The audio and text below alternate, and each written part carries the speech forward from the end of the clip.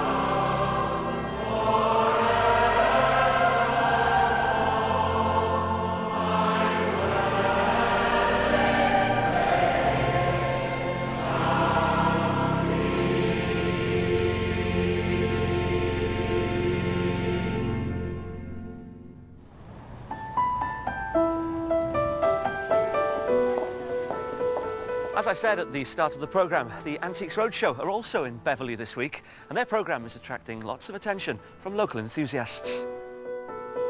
Caroline Maher is an avid collector of all sorts of memorabilia. I like looking around places that have different quirky things.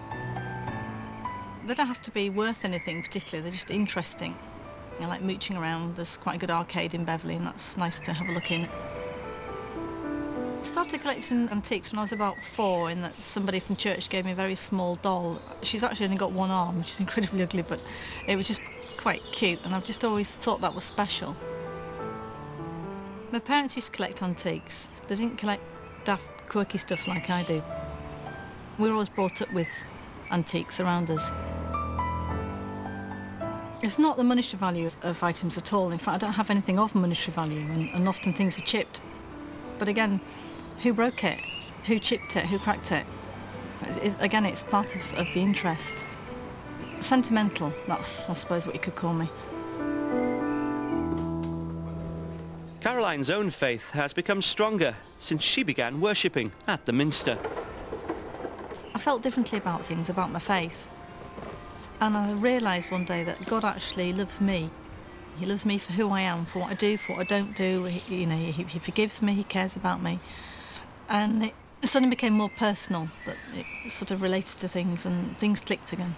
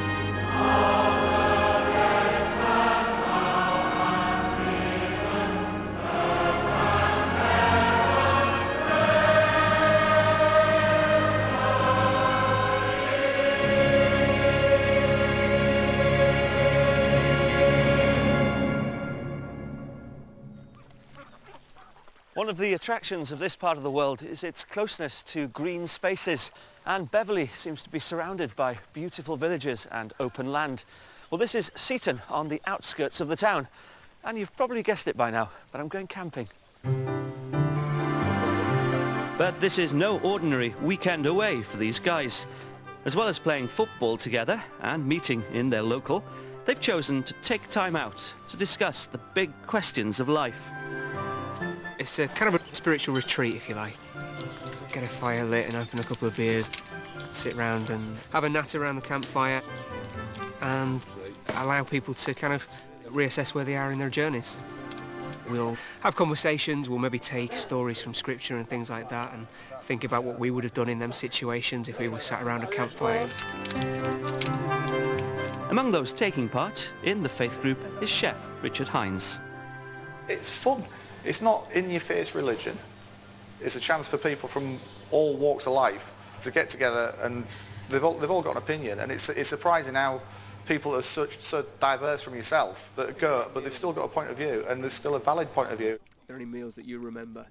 We have an itinerary at the start of the night, and we'll say, how would religion fit into this? Say if it was politics, it'd be, who do you think God would vote for, or something like that. Right. So yeah, there is a religious aspect to it, although it's not particularly thrust at you. Thinking about if Jesus came and he said, okay, this is the last meal that we're ever going to share together, what sort of emotions do you think it might kick up? It would bring out a lot of emotions. It would bring out anger, it could bring out upset, it could bring out love, joy, that sort of thing.